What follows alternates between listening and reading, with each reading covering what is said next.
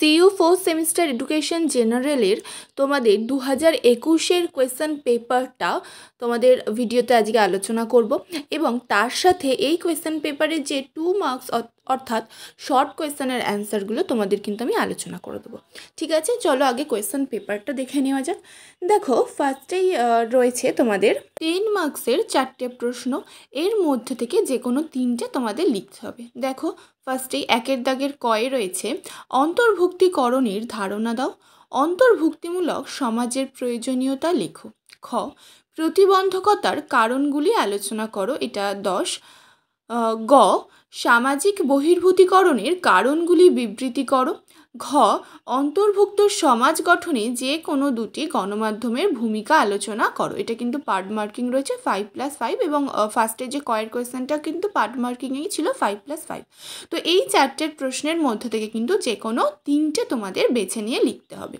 আচ্ছা, এবার দেখো 2 নম্বর অর্থাৎ 5 নম্বরের 5টা তোমাদের এখানে লিখতে হয়। দেখো, ফার্স্টেই 2-এর দাগের কয়েকটা রয়েছে। দেখো, অন্তর্ভুক্তিকরণের যে কোনো 5টি বাধা উল্লেখ করো। খ, অক্ষমতার ধারণা দাও। গ, ব্যাহত দৃষ্টিসম্পন্ন শিশুদের 5টি সমস্যা লেখো।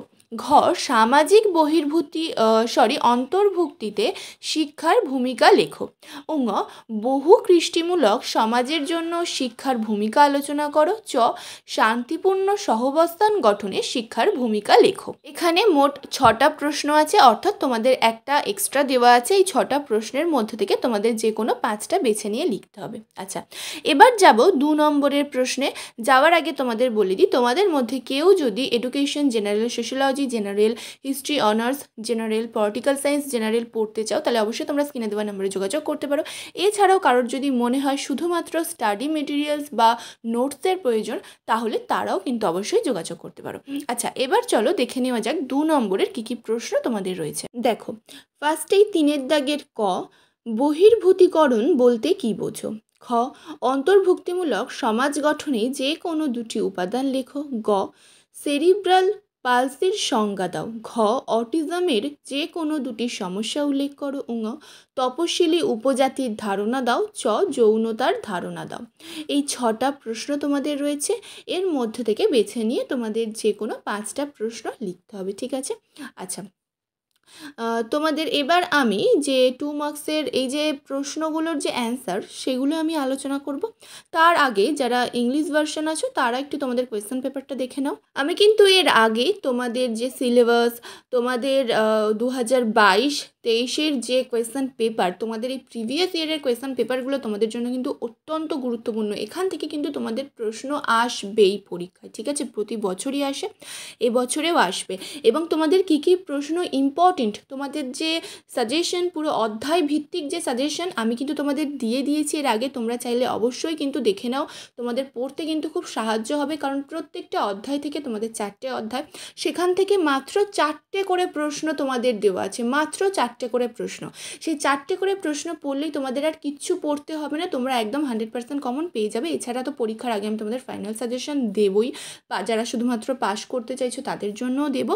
যারা দেখোনি তারা অবশ্যই দেখে নাও পড়া শুরু করার আগে। আমি তোমাদের সাজেশনের লিঙ্কটা এই ভিডিও ডিসক্রিপশন বক্সে, সিলেবাসের লিঙ্ক, সমস্ত কোয়েশ্চেন পেপারের লিঙ্ক আমি দিয়ে রাখবো, তোমরা অবশ্যই কিন্তু দেখে নাও, তোমাদের কিন্তু খুব হেল্প হবে। আচ্ছা, এবার দেখো 1 নম্বরের প্রশ্ন কি রয়েছে।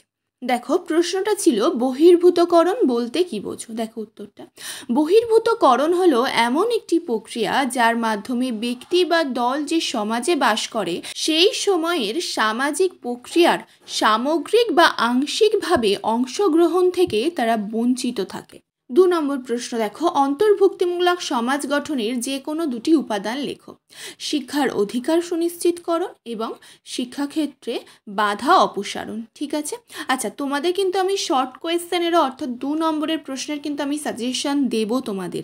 ঠিক আছে, সেখান থেকেও কিন্তু কমন আসবে, আগের বছরে কিন্তু এসেছিল। তার জন্য যারা এখনও চ্যানেলটিকে সাবস্ক্রাইব করোনি অবশ্যই সাবস্ক্রাইব করে দে, ধরনের সাজেশন, শর্ট কোয়েশ্চেনের সাজেশন সব কিছু পাওয়ার জন্য। আচ্ছা দেখো, এবার 3 নম্বরের প্রশ্ন, সেরিব্রাল পালসির সংজ্ঞা দাও।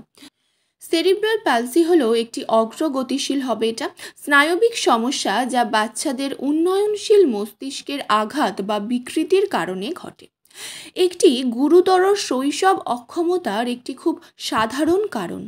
এটি প্রধানত নড়াচড়া এবং পেশি সমন্বয়ের ক্ষেত্রে সমস্যার সৃষ্টি করে। দেখো এবার 4 নম্বর, অটিজমের যে কোনো দুটি সমস্যা উল্লেখ করো।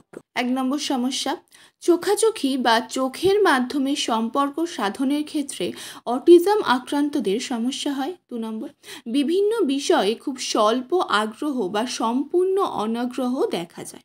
দেখো 5 নম্বর, তপশিলি উপজাতির ধারণা দাও।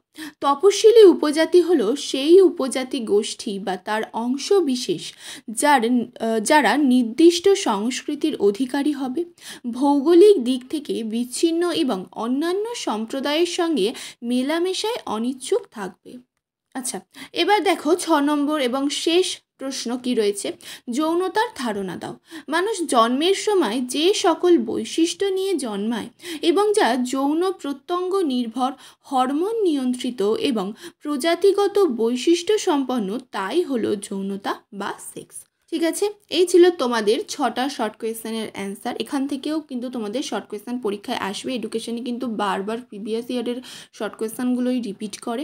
আর এই ভিডিওটা যদি তোমাদের ভালো লেগে থাকে বা হেল্পফুল মনে থাকে তাহলে অবশ্যই কিন্তু ভিডিওটি একটি লাইক করো, কমেন্ট করো, শেয়ার করো। আর এই ধরনের সাজেশন, ইনফরমেশন, নোটস সবার আগে পাওয়ার জন্য অবশ্যই চ্যানেলটিকে সাবস্ক্রাইব করে রেখো।